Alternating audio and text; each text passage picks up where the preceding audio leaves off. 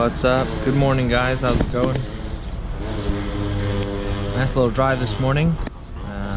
After a nice about a week stay in Luang Prabang, our time in Laos is finally coming to a close and to an end. But to do that, I need to return my friend's bike to Vientiane, this CRF over there, parked over there, that I've been driving for most of northern Laos because we sold Sophie's bike in Vientiane. But so we got to take the bike back to him in Vientiane, so that'll be our final stop in Laos. But we can't fit both me and Sophie and our bags on the bike, so Sophie's actually on a minibus on her way down, and I'm driving the bike one shot all the way. It's like 400 something kilometers, I think.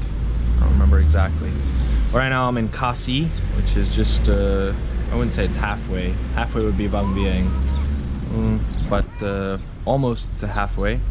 Little coffee stop. It was super cold.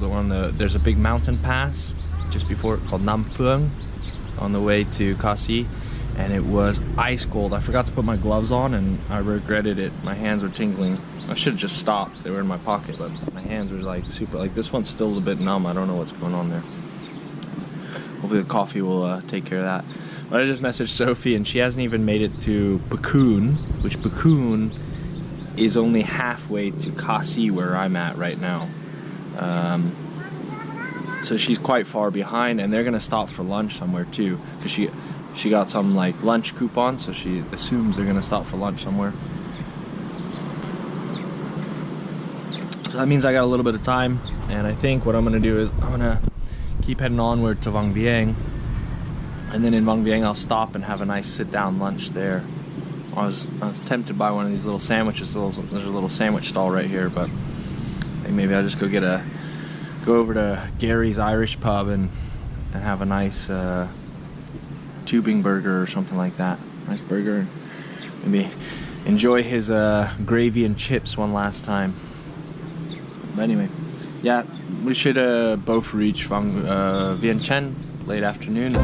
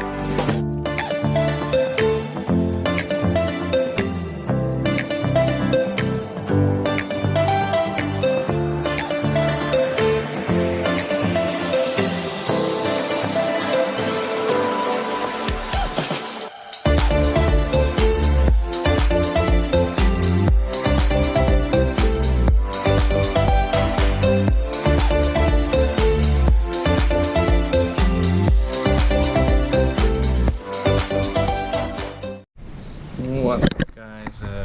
So I'm back here in Vientiane now. I'm already at my friend's house, at JC's house. Shower real quick. Take a quick shower. When I got here, Sophie wasn't at the bus station yet, and she was still about 2 hours out. But it's on the complete opposite side of town, and I kind of had a feeling this would happen. So I said, okay, 2 hours out, I'm not going to wait at the bus station for 2 hours. So I headed over here and got the keys from JC to come to the house.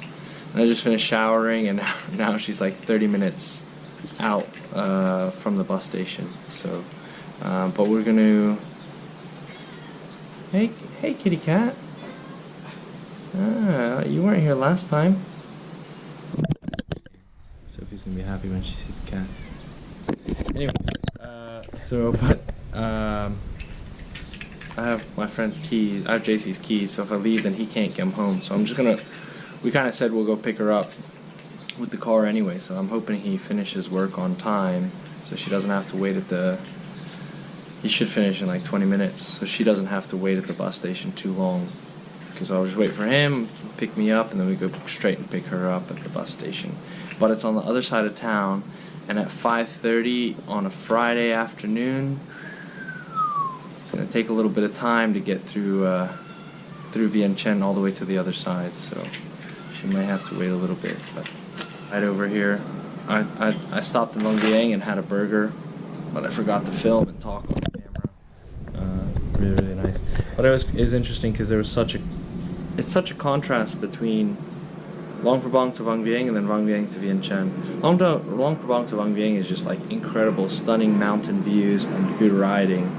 And then once you get to Vientiane, it just kind of flattens out, and you still have some beautiful landscape. But then afterwards, they're doing so much construction on the new railroad and the new highway that the roads, well, one, you lose the landscape, so it's not so nice anymore.